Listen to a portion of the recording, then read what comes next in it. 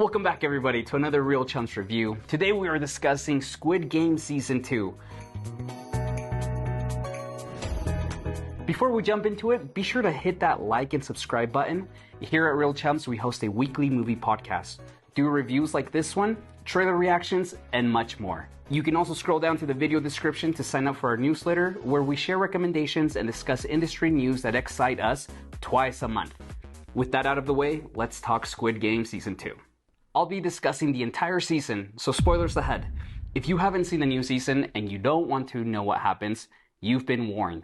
Squid Game Season 2 picks up 3 years after the events of the first season. We find a weathered but resilient Gi-hun who has spent the time since trying to bring down the organizers of the games. He's dragged into another round of deadly challenges. A key thing to note is that this season is a part 1 of 2. While a lot is set up, there is minimal resolution, presumably to be addressed in the third and final season, which we know is coming within a year. I appreciate that the writers and cast have a clear direction for concluding this story, but I still expected Season 2 to have a more complete narrative arc. Unfortunately, the lack of payoffs and unresolved storylines left me a bit frustrated. For instance, the fate of the remaining contestants is unclear. The storyline involving the revolting contestants is dropped. Jun-ho and his team of mercenaries vanish from the narrative. We're left wondering why In-ho joined the games as player 1. While the season is compelling, it is not satisfying. I'm hopeful that Season 3 will provide the resolution that retroactively enhances this season, but for now, it feels like the first half of a larger story. In our podcast episode on Spider-Man Across the Spider-Verse, we discuss how well that movie executed its role as a part 1. Despite leaving some elements for the sequel, it provided satisfying character development, particularly for Gwen Stacy. Squid Game Season 2, by contrast, leaves us frustrated due to its lack of completion. However, there is much to enjoy, especially in the characters and performances.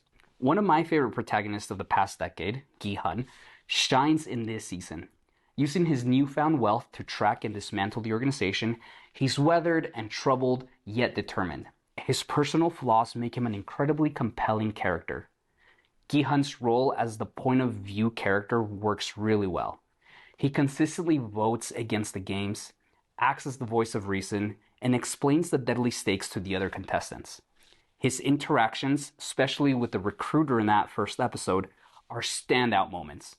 That first episode ends thrillingly, thanks to the tense dialogue and exceptional performances during their game of Russian roulette. The recruiter personifies the organization's evil, setting the stage for the rest of the season. The front man returns, In-ho.